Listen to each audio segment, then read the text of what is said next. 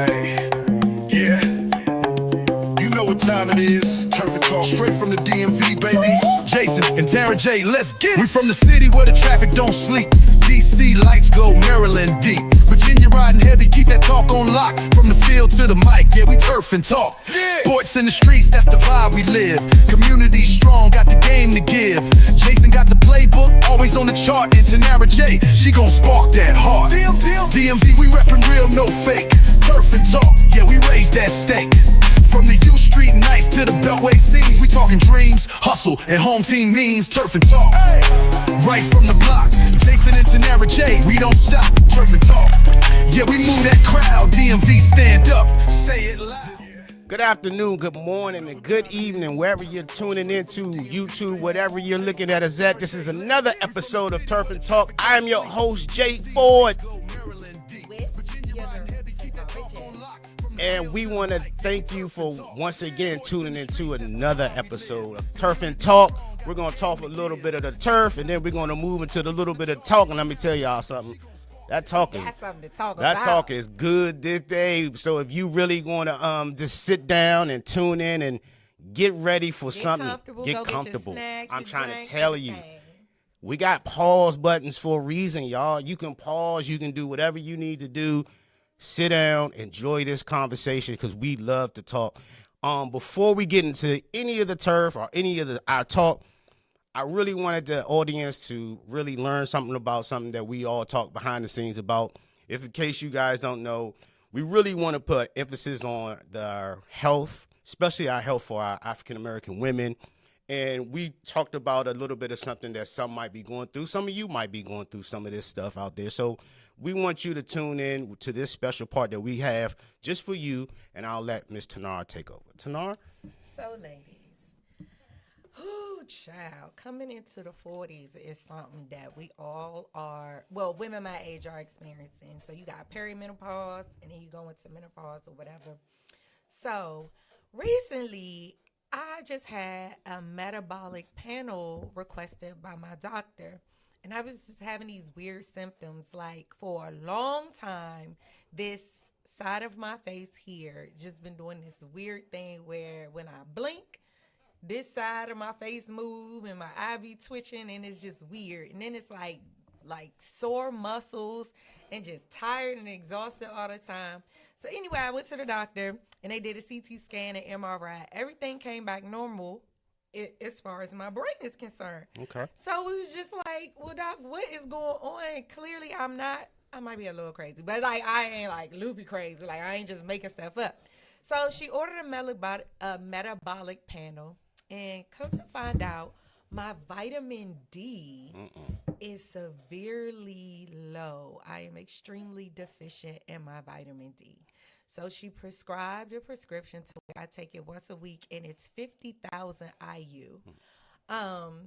So I thought it was important for me to share that if someone else is experiencing symptoms of fatigue, anxiety, irritability, insomnia, sore muscles, sore back, and you just cannot figure out what's going on, please go to the doctor and ask your doctor to order you some labs and see what's going on with your vitamin D.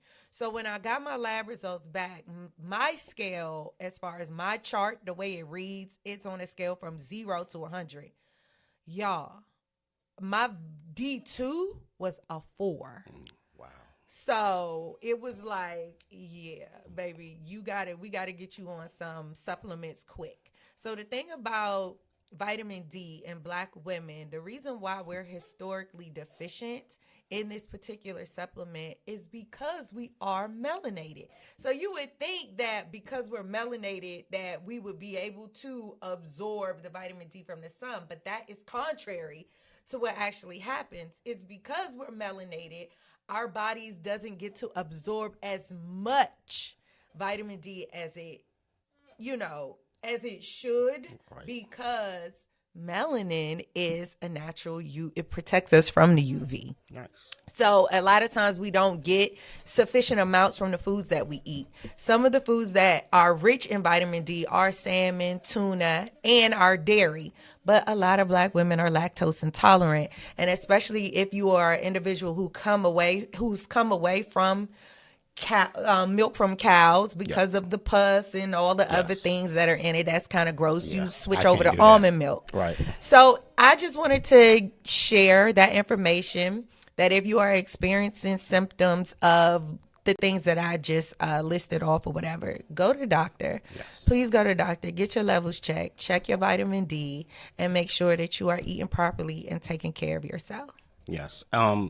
Fellas, not only do we need to, look after our Nubian queens because you guys handle a lot of stuff just for us, whether you're with us or not, as good friends or good companions. But for us as well, Black men, we need to also go to the doctor. I think this is a wise moment for Turf and Talk to talk about, these kind of things that a lot of people don't like to talk about. But I think once you get to that 40 and above, please, y'all. Yeah, it becomes these essential. Bodies, I don't know what happens. Yes. When you blow out the candle or the 40th cake or something. Yeah, I don't know what happens. Certain things, fellas.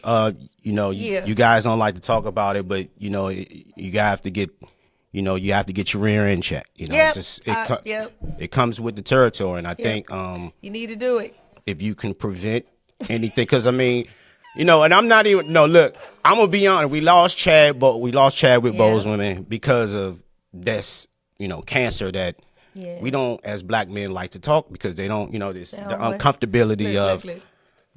Yeah, it's the it save your life. In a stage of life, fellas, look, get it done. 45, they say, is the age. So if I'm rounding that corner.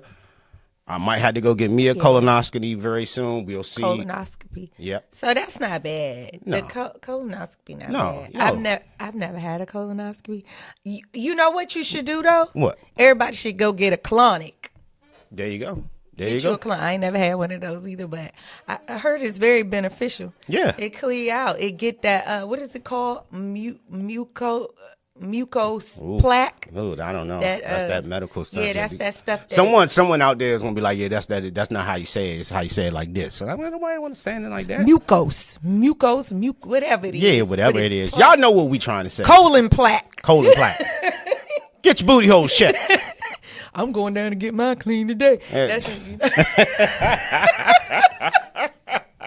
No, but for all jokes aside, go to the doctor. Please do. Get your annual checkups. Get your levels checked. Yes. Get your metabolic levels checked. Yes. Get your hormones levels checked. Yes. Get all of that good stuff done because we want to see you here living, but not just living, but living good. Yeah, when we get out there and we'll be doing some live events soon, we want to be able to see you all and hear nice stories about, being able to be clean or being able to catch something and really getting on top. Exactly, and being able to get on top of it. So we want to hear and really get some praise reports. Yeah, we want to put your stories out there and hopefully let you all be a beacon of light to everyone else who might be a little scared to come out and get checked up by the doctor. So hopefully you all hearing this, spread the news, spread to somebody, talk to somebody.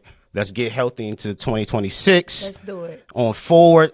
Let's do it. Let's leave 2025 and bad behavior behind, and we'll go into 2026. So now, let's talk about some turf things. What happened? I'm not a Commanders fan, but I know we are a local Commanders show, so I have a duty. I'm going to do my duty. And all those people out there, those 49er fans, don't worry. We got something. Don't worry. We're going to bring you all something. Okay, me and Coach Mac, we cooking, so don't y'all even worry about that. But in the meantime, we're going to let the Commanders tell us what happened with this last game, and then I'll give a little brief synopsis of what happened with the 49ers in Cleveland, and then we'll move into some talk. So, Commanders Essential Head Reporter, TJ, what happened against the Broncos? As I see, the score is 27-26. Yes, it went to overtime. It was a very heart-wrenching game. It does look like an overtime game. Is heart wrenching. Yeah. Okay, let me say this. Yeah. I'm proud of my babies. That's Okay. good. That's good. I think everyone contributed in the best way that they were able to. Okay. We didn't get whooped. No. It was close. One Okay. point. Yeah. And Terry Scary. is on the path to redemption. Okay. So there is a path through the woods to get back to the cabin. Yes. Okay. We made progress. Yes. Okay.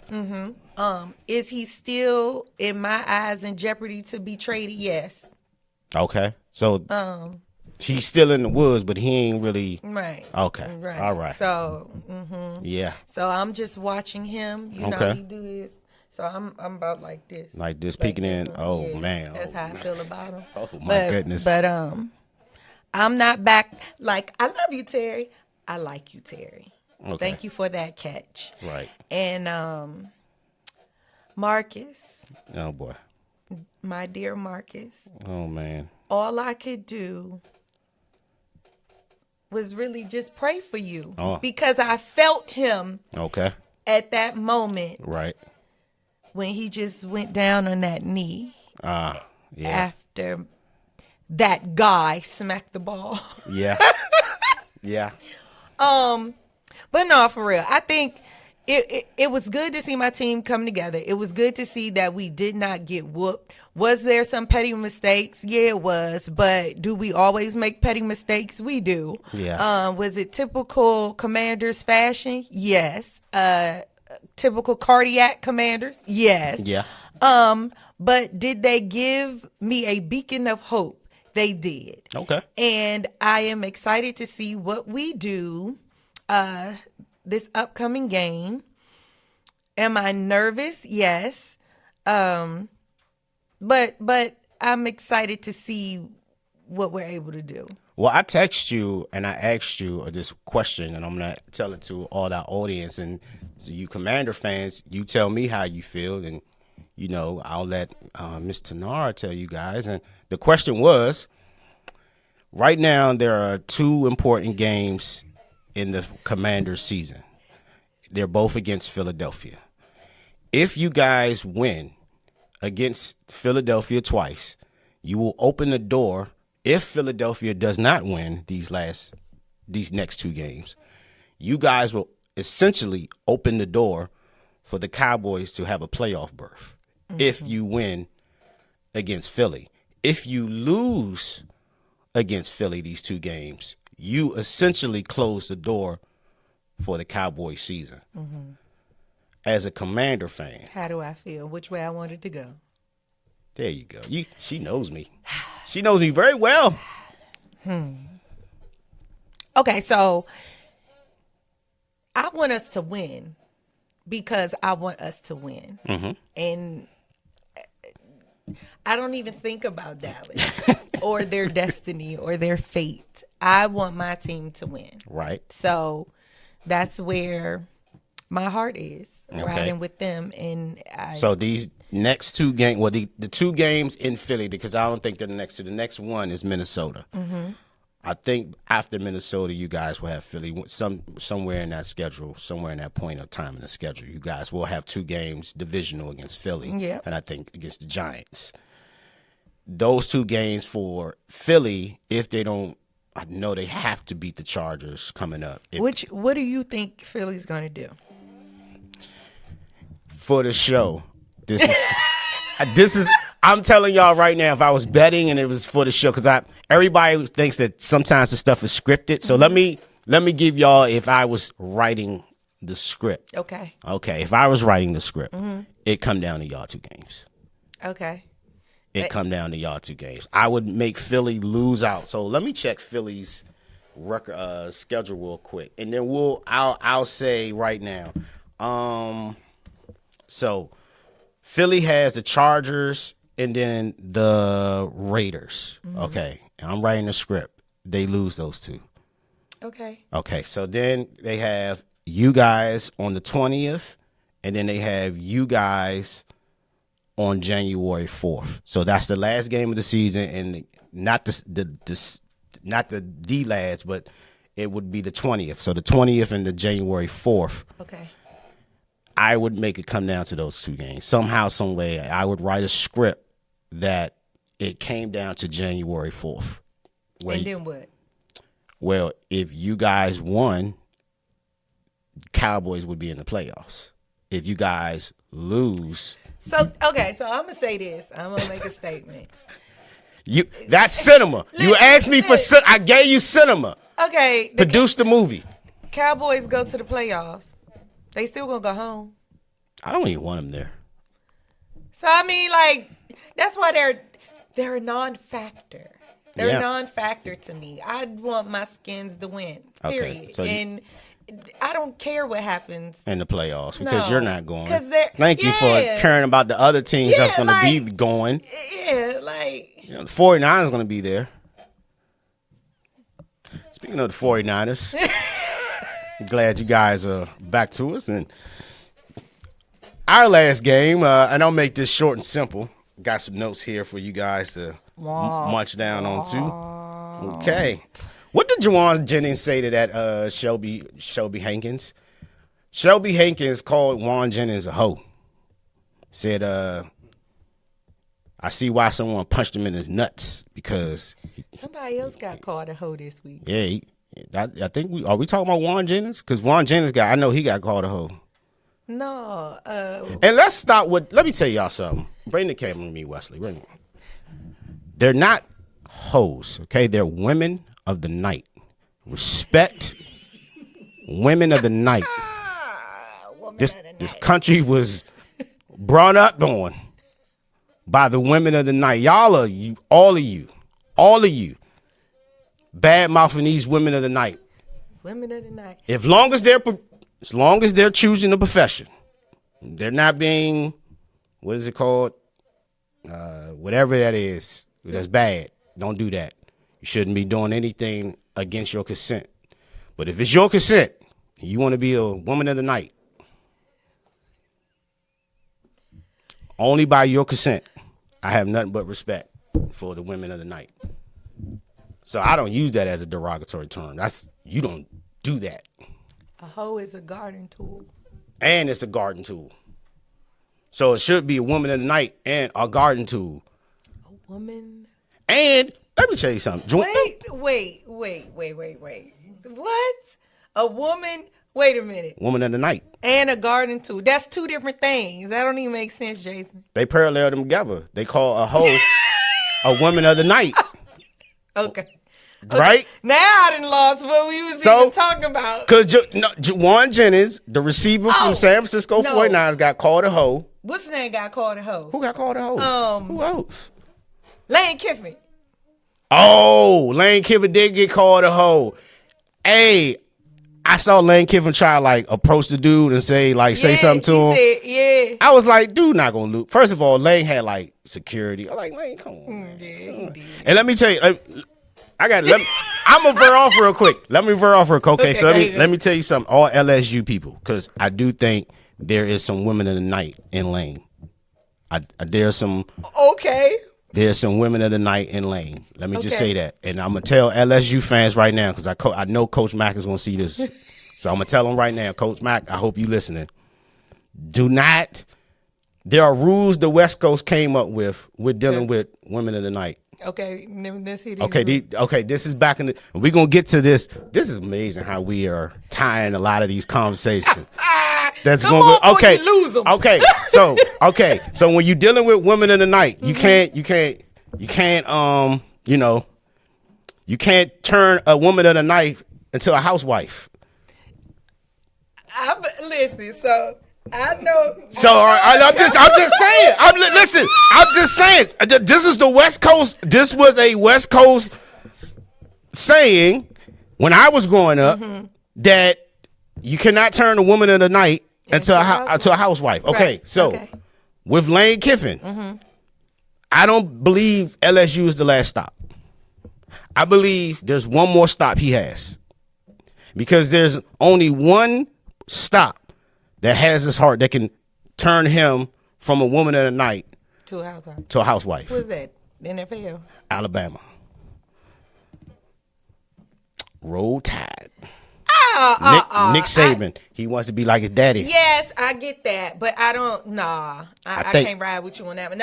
No, because no, I think Lane will want to. I think, honestly, he wants to fulfill. I think he wants to supersede his father's destiny, but I don't think he wants to do it at his old house. So you think you think Lane would rather go back to the NFL and give it one more try? No, what I'm saying is I think he's going to stay at LSU. I don't think he's staying at LSU.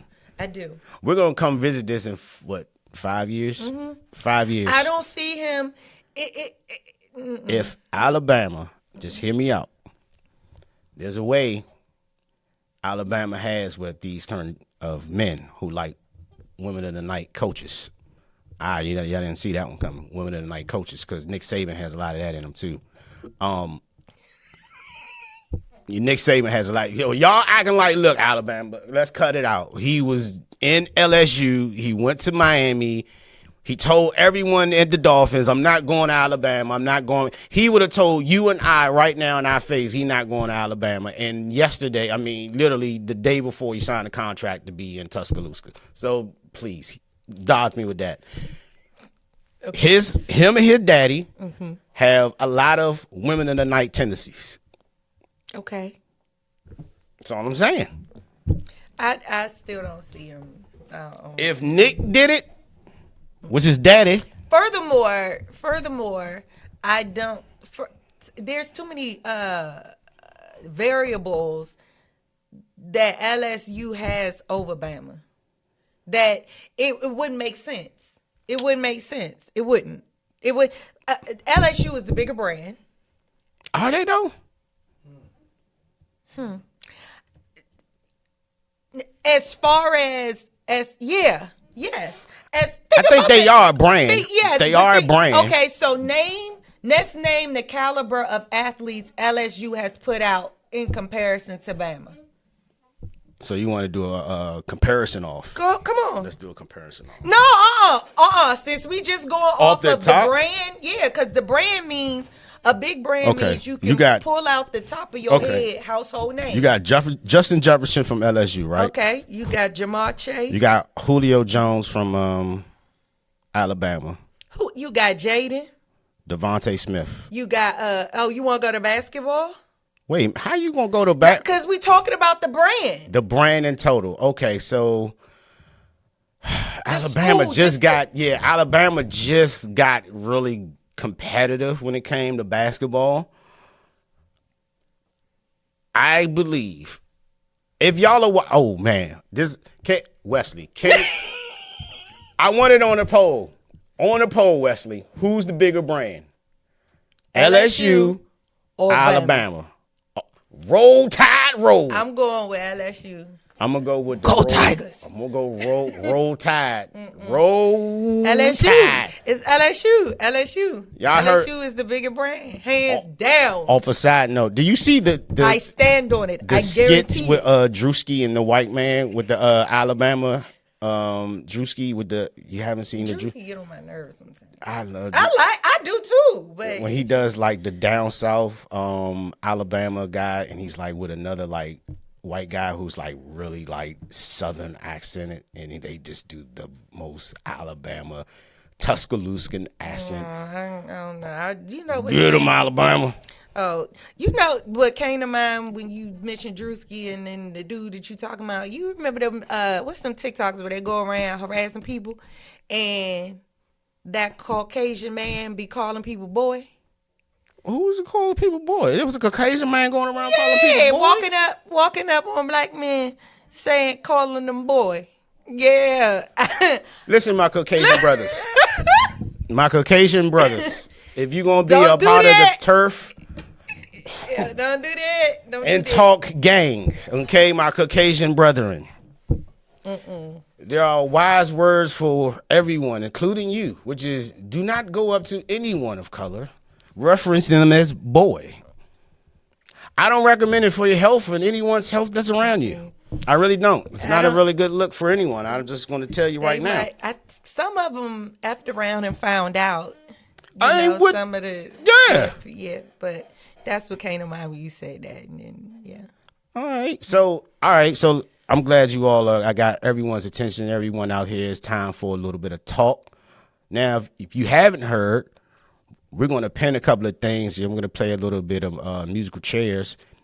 Over this past couple of days, there was a big merger or a big acquisition, should I say, of Netflix buying WB HBO Max. $82 billion deal. First of all, so here's my question. Yes, here's my question. So we've all been to the movies. Okay, we've all have some memories from a movie or a favorite movie that we love. We know the Netflix model, which is stay at home, F those movies. F those theaters, should I say. Not the movies, F those theaters. Do you feel like this was a good move on Warner Brothers, a studio that has made a lot of their money in the theater? Should the theaters be worried about this acquisition? What were your thoughts when you first heard about it?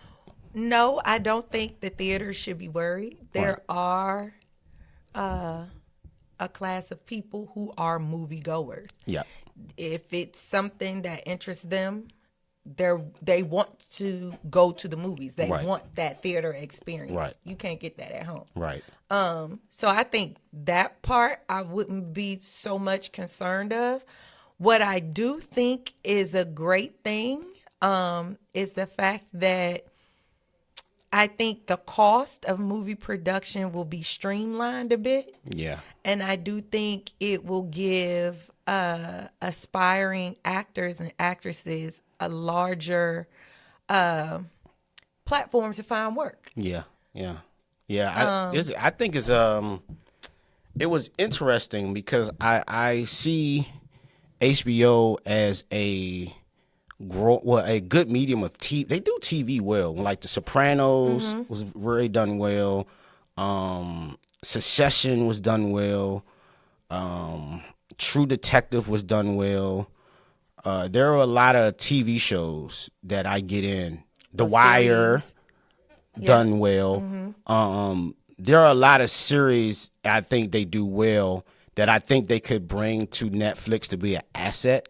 Okay. Because not to be, I love Netflix, but they're not always batting 100 with movies that they.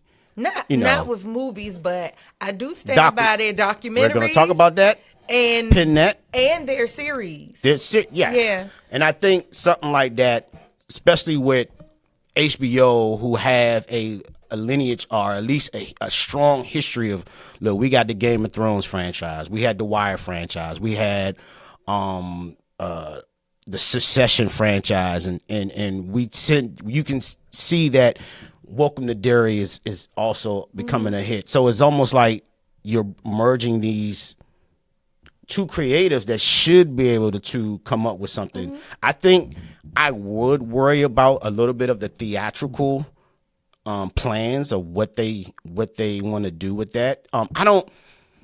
So I'm not saying they're going to take like their you're going to keep that like Superman. They're going to obviously keep a movie like Superman in a theater. You're going to keep a lot of the DC comics in the theater because you want to profit and make a lot of money. What's your concern about the dramas? I think a lot of the low-end movies that they had maybe pin for a movie, they'll pin a series. Okay. So instead of saying, okay, we're going to make this a movie, let's make it a series. Because to their credit, HBO, you tell me if I'm just tripping. When I watch Game of Thrones or House of Dragons, and it's a TV show, but it feels like a movie, everyone I'm watching. It's like the way it's put together. It's almost like the production comes off as a movie, but it's a TV show. Even with Welcome to Derry, it comes off as a well-produced movie in a sense. So I I think that if Netflix says why put out more cost to create a movie when we have the formula right here to do a limited series or do a series, why just do the series? I mean, now because they did Stranger Things, like, okay, so the Stranger Things. Well, I think it depends on what the story is. Sometimes a story is just that, a story, right? And then a series is an ongoing, right? You know what I mean? So I just think it depends on the story that's being told. Will drive the manner in which the network will roll it out. It depends. Now, in the same line of conversation leads me to what we were talking about as far as what Netflix does really well, which is documentaries. Right. So think about it. 50 could have made Reckoning a movie. Yeah. But it would be to make it a movie wouldn't have done it justice because the story is still unfolding. Correct. So a movie would have made it like open close. Right. Similar to Biggie's biopic. It was open close versus it being a series. Let me ask you something. Do you like biopics or documentaries better? I like documentaries. I like documentaries too. And the reason why I like documentaries is because I love when they are able to interview the outside, kind of like the lion's den of the people who were surrounding the person. Yeah. So I think having a perspective of another person about a person brings it's better to me. Yeah, I agree. It's like kind of full circle versus a biopic. It's kind of basically from the lens of the producer or the director who is telling a story from their perspective versus a documentary is perspectives of many people about a person. Right. So, yeah. I just think that my problem with biopics is exactly that, is that a lot of the people in control are usually the people who run the estate. And I don't, it'll typically be a biased perspective. Right. Because there was a movie coming out that was going to be about Prince, a documentary, and the estate saw it and they shut it down. And everyone who saw this documentary was like, wow, it was good, but you learned so much, but it was good. But the estate saw it. The estate had put the guy in charge to actually do it, and then they saw the final product, and then they just said, no, thank you, we're not going to do it anymore. I would need to do research, and I would be curious to understand why, because productions after the death of stars, especially to his magnitude, only produce one thing, and that's more money. So I would be curious to know why they nixed looking at it here, it was a big cancellation by Netflix. Speaking of Netflix, by Ezra Edelman. Disputes over the Prince estate over depiction of the icon's complex life, including abuse allegations. So they didn't want to get into that. So, and I think that is a perfect segue. We are cooking with segues right into another segue. Speaking of allegations, excuse me. If you haven't heard, if you haven't seen, Wesley hasn't seen, and we're going to work on that. Wesley, watch the documentary, brother. Get home, watch the documentary. Everyone's seen it, except our EP. He has not seen it. But what I'm talking about is the Diddy documentary produced by 50 Cent. Ooh, 50. And a lot of people are coming at 50 and, telling them that he's a rat and all that. And I think the documentary is a little bit more complex than just calling one man a rat. I think if you haven't seen it, you should see it. And then if you have those feelings about 50 after that, that's cool. But after I took a look at it, it really opened my eyes to a lot of things. And it was really, really heavy. So before we really divulge into it, first of all, did you see it? And what did you think? I saw it, and it confirmed a lot of things that we already knew. It revealed some things that I didn't know. Yeah. And it confirmed for me Yeah. my thought process regarding the entire situation. So I was able to kind of like, and just look at things like, yeah. So I have formulated a strong theory. Yeah, I think we both had some very, very interesting theories about all of it. But let's just lay out some of the facts real quick. Okay, some of the facts. Number one, as you all know, Biggie was a young A&R coming up. First, Diddy was a young A&R. He worked under Andre Harrell. He founded groups like Jodeci and Mary J. Blige, Faith Anderson, Christopher Wallace, of course, Craig Mack. He, before we really get into it, I would say he was a very good visual presenter for his artists. He knew how to find sounds and the visuals and put them together. And we saw this more, I'm gonna give him a little bit of his flower. I don't like the dude, but I'll give him some flowers in this aspect. With Mary J. Blige, he cracked her code. Like how he presented her to us with the music she was given. That first album, What's the 411, was phenomenal. And I'm not even into like R&B, but even I had to listen to that. Was like, wow, that was. And that's time. It was a timeless album. It's timeless. You can play that right now. Right now, that is that good. And yeah, it's that good. He cracked the code with Mary J. Blige. He did the same thing with Jodeci. With Jodeci, he really gave them a look. He gave them a direction to where they wanted to aim their look for. And so the dude, when it came to behind the scenes, visuals. He was a visionary. And that's it. Yes. Talented? No. That's it. He was visionary? Yes. And his visionary abilities were before his time, and that's about all the flowers I'm going to give him. Yeah. And then we'll get into because he was a monster. And he was created. I will say this. If you're watching right now and you're like, oh, man, y'all going to rip dude. I'm going to tell you something, bro. The best you could say about Diddy is he was manipulative. That's the best. Like, he was the ultimate manipulator. And that's if you're going to just discount everything else you are seeing in this documentary. There are books. We had the Tupac book, Only God Can Judge Me. I would tell people to read, put that information, what the information of the documentary is going to present you with. When people tell you that this dude was a monster, they're not just, it's easy for everyone, oh, you're just throwing stones at another black man. Nah, some monsters don't have colors. I think he was created. I think he was created. That's a good one. You know what? I think we can say that. He was created. He was created. This is just me being me. Oh, God, TJ. I felt bad for him, in a sense. Like, seriously. Okay. All right. So this. I ain't going to say I felt bad for him. No. Think about this. Now, this is sad. Okay. Think about this.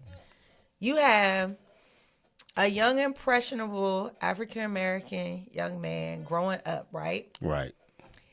His father is murdered. Yeah. Okay? The only idea of masculinity, the only idea of masculinity in his life was the stories of what he believed in his imagination as far as who he thought his father was. Yeah. And that was a ghost.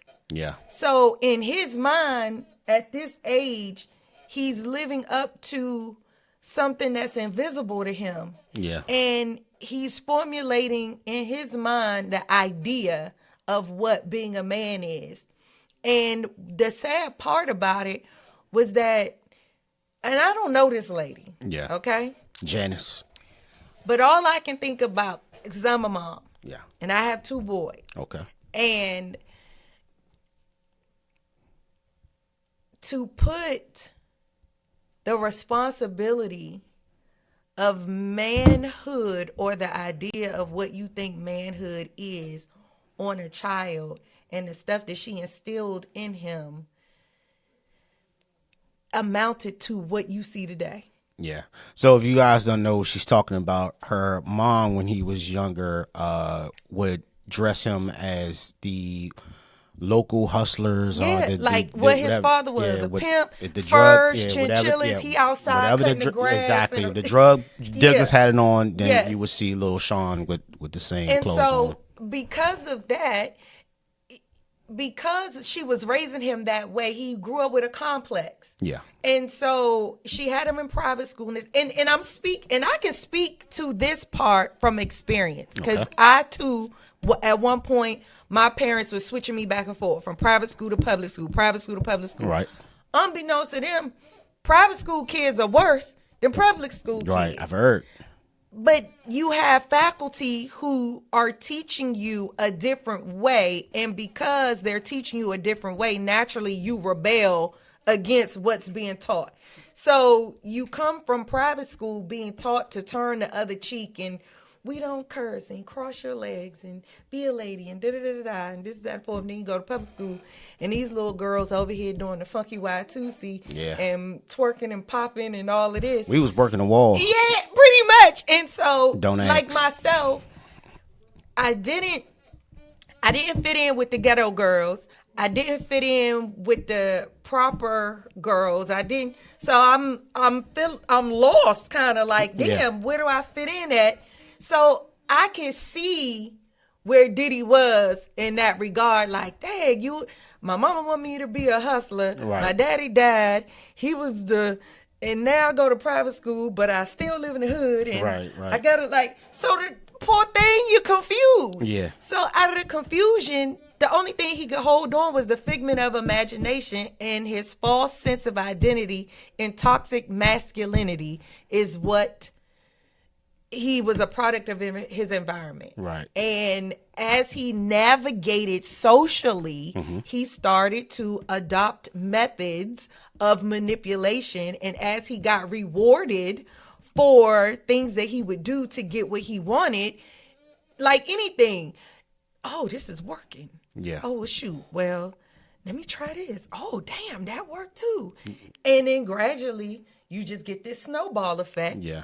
To where he was literally, I feel like I can take over the world. Yeah. And that's what the man did. Yeah. Or attempted to do. And it was crazy. And I tell everyone, look, I don't feel bad for him for this reason though. And here we go. You ready? Okay. All right, y'all. Westy, is my camera ready?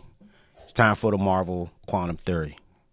And I say Marvel Quantum Theory because this is the multiverse quantum theory that I'm about to project for all of my fans out there of science and quantum physics. All right, here we go. Everyone knows there's a nexus point of time, right? Okay. Right. So everybody, there's a timeline of events that have happened, right? So how do we change the timeline? We have to find the nexus point of that timeline, and we have to go into that date, that point of time, and change that event from ever happening that will stop the set of events from happening after that event. Yep. So we go into our DeLorean, Wesley, 88 miles per hour, gigawatts, Grace Scott. Y'all don't know? You're going to lose him now. Will you I'm in the time machine. Okay, so we're in the DeLorean. We hit 88 miles an hour. We're going back into 1996. Okay. Okay. We're going into the summer of 1996. That was a lit song. Right. We're going to stop the transmission of the bounty gate Okay. of the death row chains put out by someone. Allegedly. Put out by someone. Even though, I mean, what West Coast person would put a bounty gate on death row chain? Whatever. There was a bounty gate for death row chains, $50,000 a chain. Okay. This event this bounty would cause a young man named Orlando Anderson to find such group of men in the mall and try to snatch such chain from these group of men, not knowing that these group of men were affiliated with Death Row.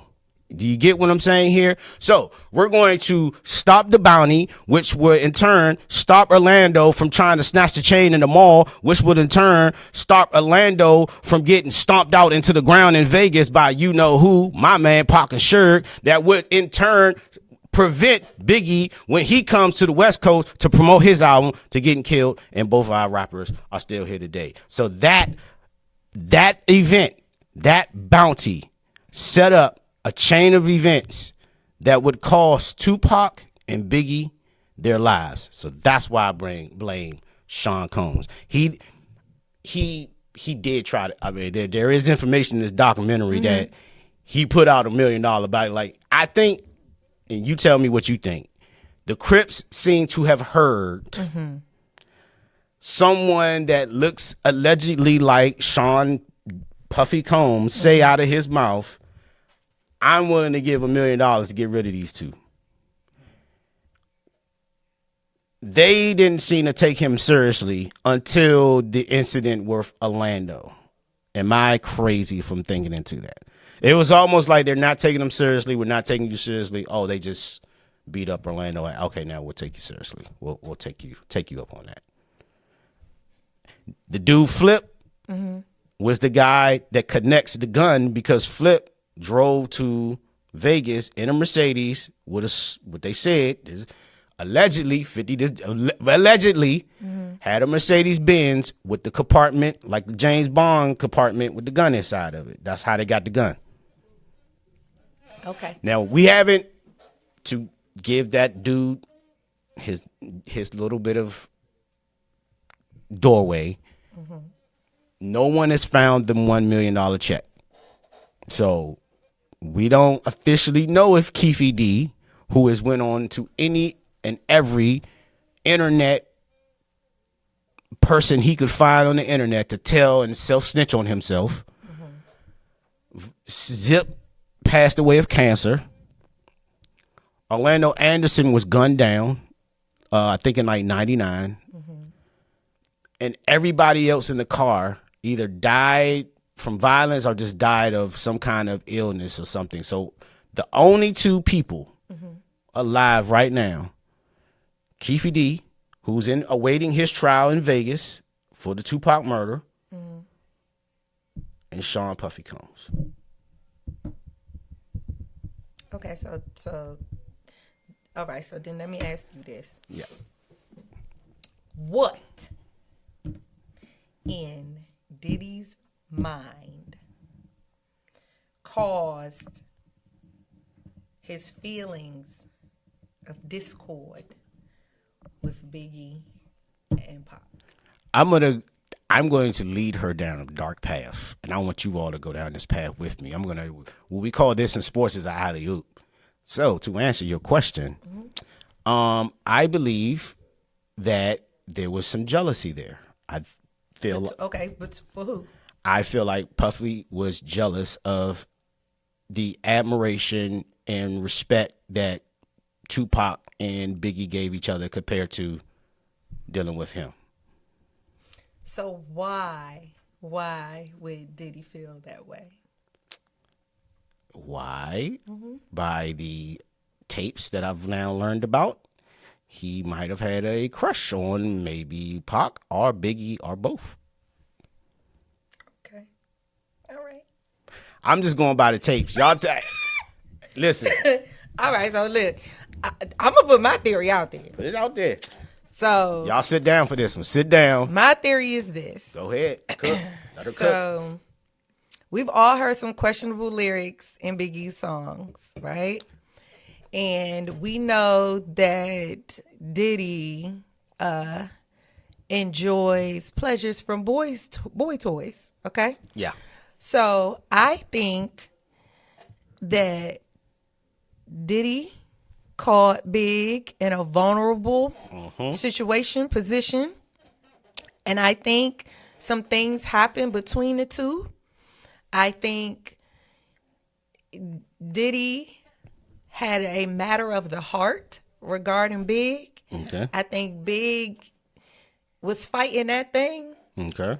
Like, dude, whatever that night was. I mean, we saw with Lil Rodney. He said he woke up one night and he was. And so, listen, that's what happened. And then Big was like, okay, dude, that was that night or whatever. Like, chill, dog. I ain't like that. Yeah. And Diddy like, what you mean? You ain't like that. Like, all this stuff I'm Take like that, a dude. take that. Yeah, like a dude. Take that. All this stuff I did for you, I'm doing this and the four. I done came to the hood and got you out here. Yeah, I mean, Look, think about it. What kind of man does say, you're take fat, that, take you're that? Black, you're ugly. Like, you know what I'm saying? I'm listen, okay? So, and then, so Big is, you know, because he's a human. He got feelings and stuff too. So he probably like, you know what? I am fat. I'm ugly. You know, Diddy did, you know, this and that. So he feels some type of loyalty in his heart, like, dang. And then here come Pac, right? Pac didn't peep. He didn't peep because I don't care what nobody say. I love Pac. But my man had some tendencies. He did. And no shade. It's okay. But I think something. Did you read? You have to read the book. So, wait a minute. So, I feel like at one point, Pac and Big had a conversation. And Big just let it out the bag like, dog, this is the. And Pac was like, I know. Like, but I can't even help you right now. Because I feel like Suge was on something else. See? Y'all forgetting about Suge. Okay? So, wait a minute. Let me finish. go ahead.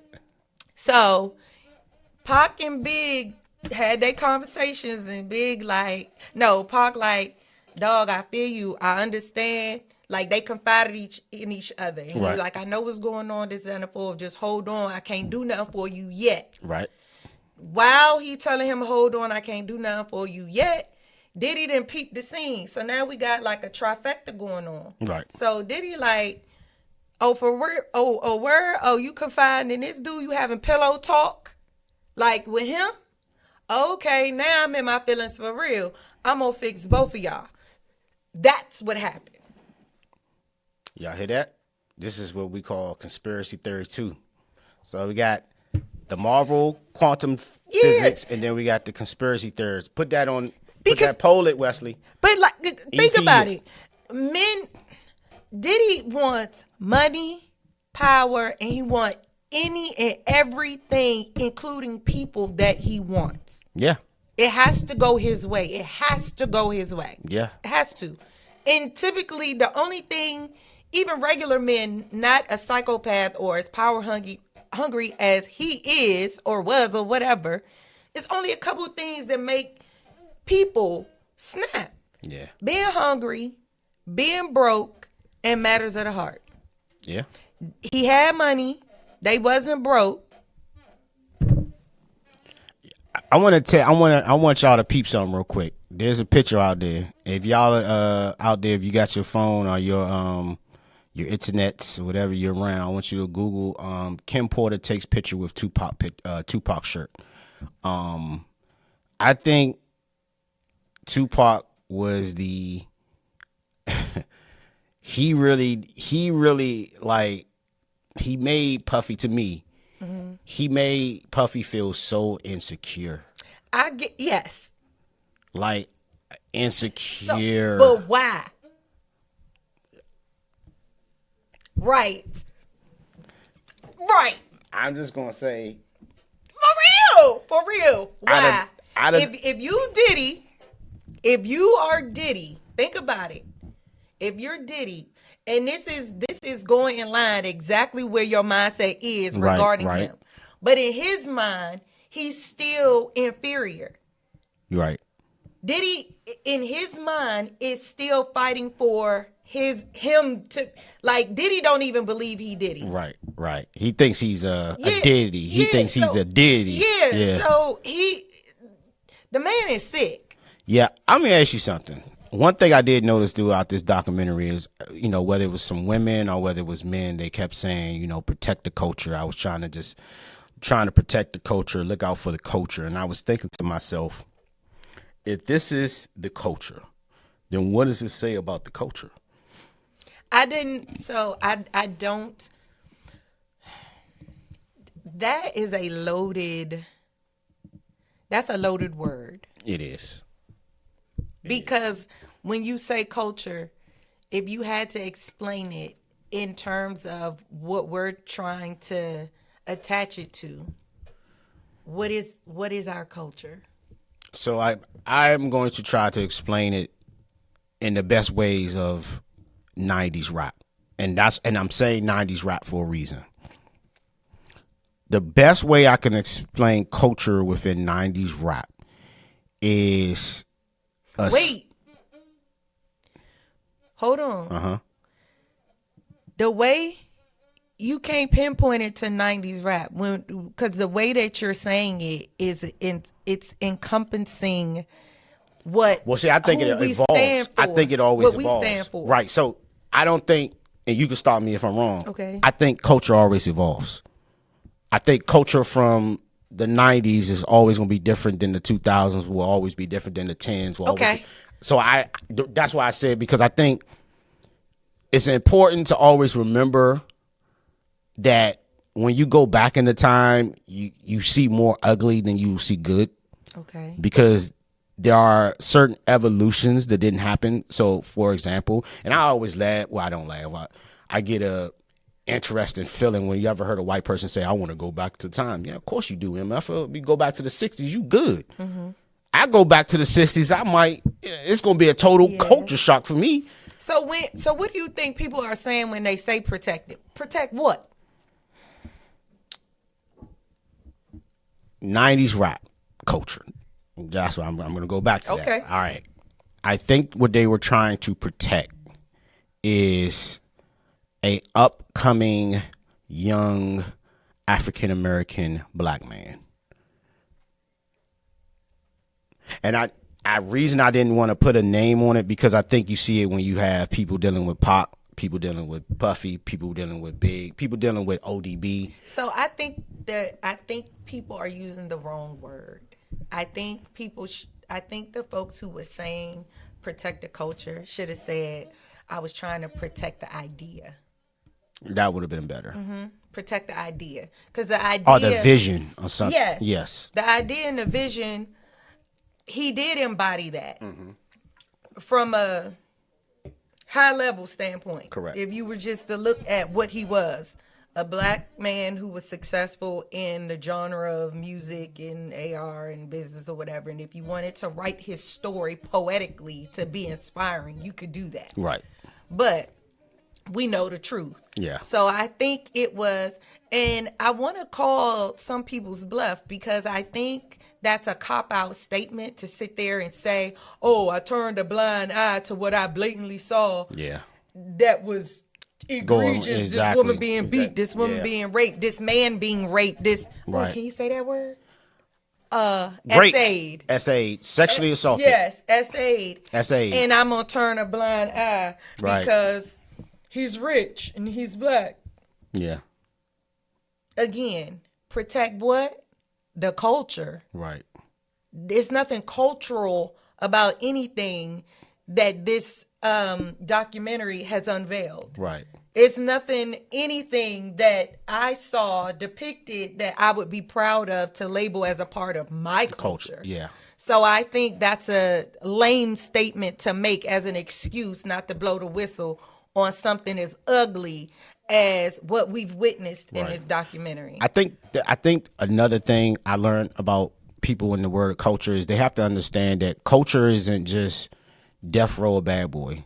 It's also Tribe Called Quest. It's also De La Soul. It's also, there are other artists out there that aren't, Diggable Planets. Oh, they were phenomenal. There are artists in the Arrested Development. These are artists that all count in the culture.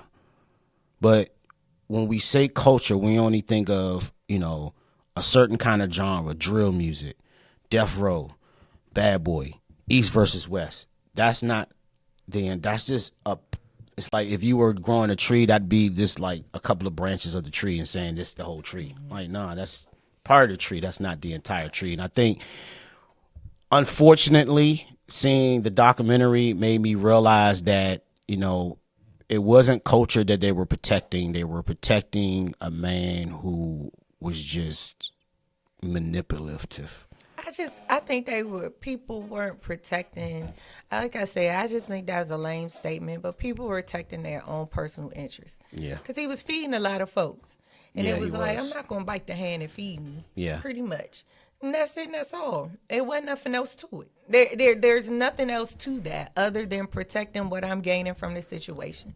That's it. Yeah, when I saw the young lady from Dirty Money, and she was the first one to try to come out against the other young lady. You talking about Aubrey and Dawn? Yeah, she came out against Dawn. Aubrey came out against Dawn. Mm-hmm. And when I guess she changed her tune on the documentaries, like, I just needed $5,000 from him, and he didn't even. Right. So I'm just like, dude, listen, Suge has his ways, because I don't want people to paint Suge as the.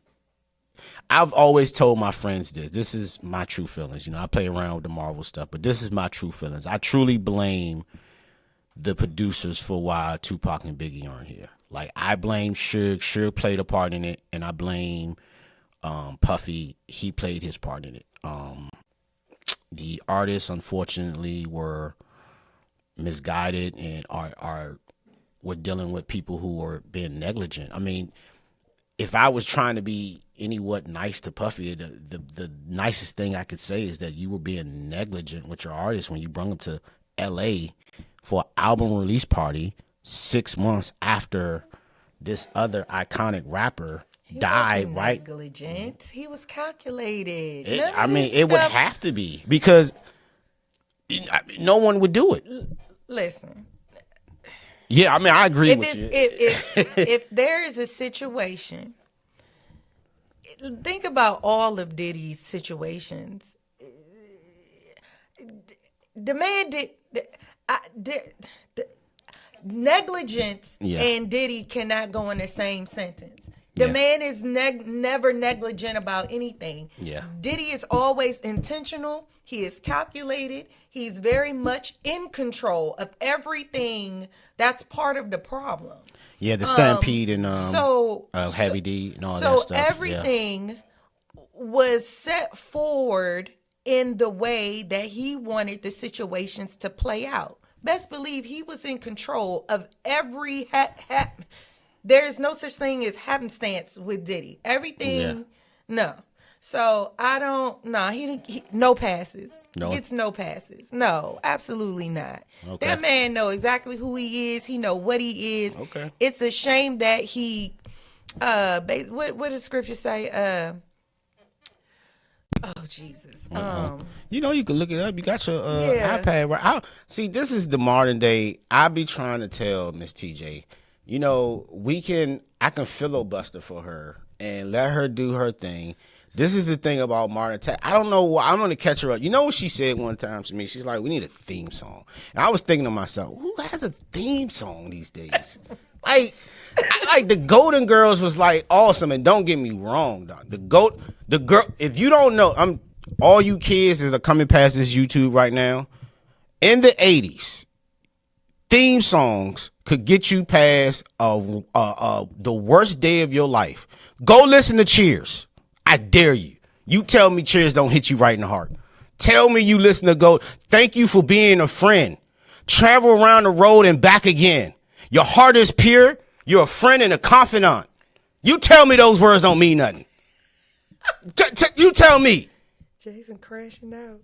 I crash out for the Cheers. Listen. Thank you for being a friend. I found it. Back to Ephesians 4:17. This I say therefore and testify in the Lord that ye henceforth walk not as the Gentiles walk, in the vanity of their own minds, having an understanding darkened, being alienated from the life of God through the ignorance that is in them because of the blindness of their heart.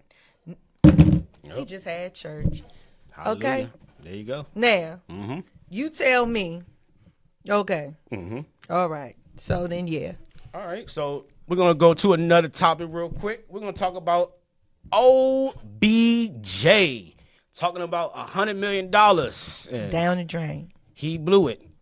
And he said, yeah, people, I had $100 million, but people don't understand. Got to pay taxes. And you got to do things.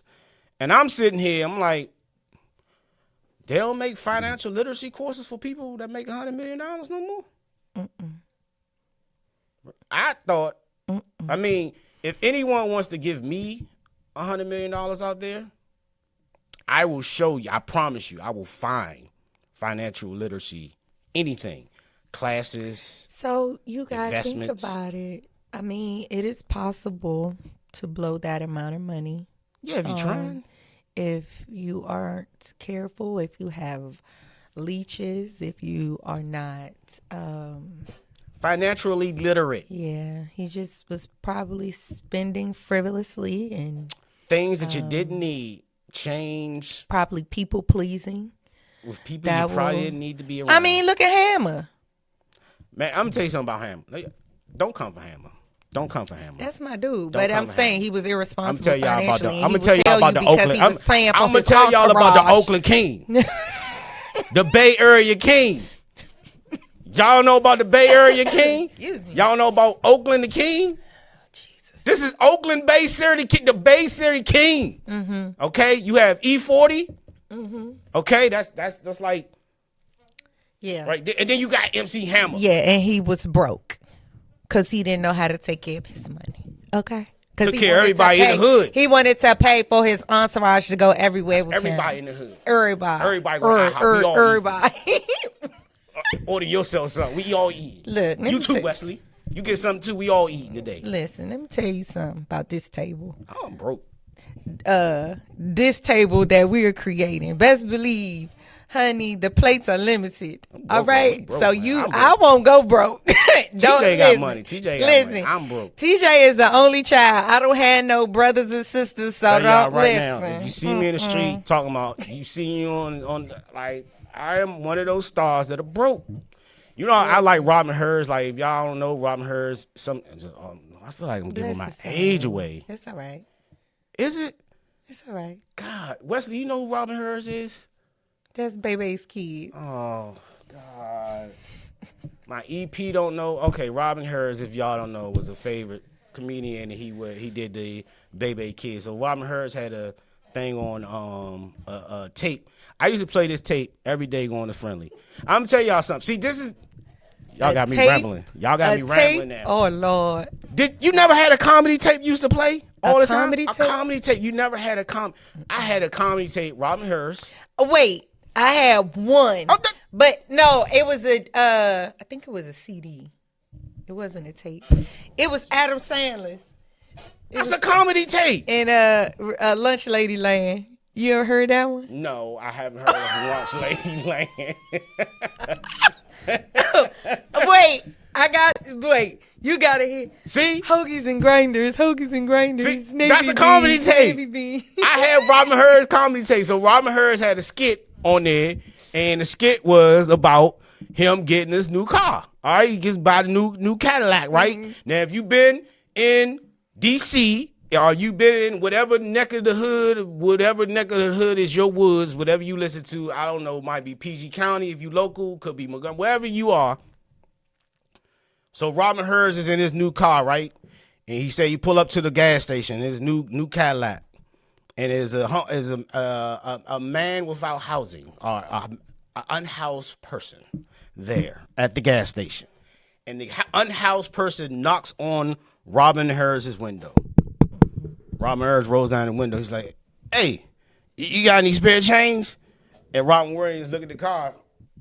And he's Robin like, Hers. Robin Hers is looking around. He's like, and then the spirit, while he's looking around, the dude says, that's a mighty nice, good car you got there. Robin Hers with a quick, this is how I knew I was an adult, because I finally understood this joke. With under a second says, you want to pay the note? See, y'all didn't get it. You want to pay the note? Do you want to pay the note? If you got a car note. Yes. I get it. And people want to pay because I didn't got no money for spare change because I got paid a note every month. Right. That's the problem. Y'all missed it. See, this is the problem about comedy. No, I think Lunch Lady Land funny. Listen, look, they getting tired. Let me just play Lunch Lady Land. Hold on. Wait a minute? Can we play this kind of stuff? Are we gonna get in trouble? No.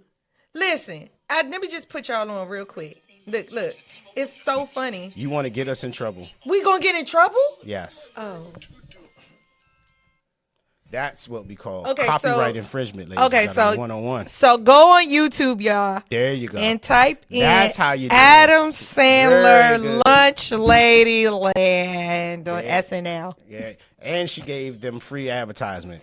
Oh, well, it's funny. All the other people out there, if you ever heard Eddie Murphy Delirious, get it on tape. Raw was on tape. I had Raw, Delirious, Robin Hurst, and I think that was it. That was the end of my comedy run on tape. But yeah, I used to watch comedies on tape all the time. And as we close out, we're going to close out on a comedy. There's a woman who was out there, Nigerian woman out there looking for her white prince. And she found her white prince. But he wasn't a prince. He was actually scamming her. And he scammed her. And not only did he scam her out of like a lot of money, I think over like close to like $400,000. It was a lot of money. Yeah, but she was a dodo. He scammed her mama out of $10,000. That's deep. You scammed, not only you scammed the Nigerian moron, but you scammed her mama too. It wasn't just her mama. He was borrowing money from her friends. He borrowed money from her sister. He was just borrowing money. And then they had broke up, and then she got back with him, I think. And yeah, I don't feel sorry for her. You don't feel sorry for the moron? For all the morons out there that are looking at this, I feel sorry for you. Why? J for a kid, if they look what I am's kid. And I know they like to beat you down I don't feel sorry for nobody who is participating in self-induced stupidity. Okay? I'm here to help you be smarter, ladies. I'm here to help you be smarter. I have a course, how to be smart. Join the course. Got a lot of instruction. I'm going to one day figure out a course of common sense. Good luck. Good luck. With that being said, y'all, this is another episode of Turf and Talk. Yep. I've been your host, Jay Ford. And I am Tanara J. And until next time, same turf, new talk, and we out. Peace. Yeah. This Turf and Talk, the DMV way, DC, Maryland, Virginia. We don't just talk it, we live it. Let's go.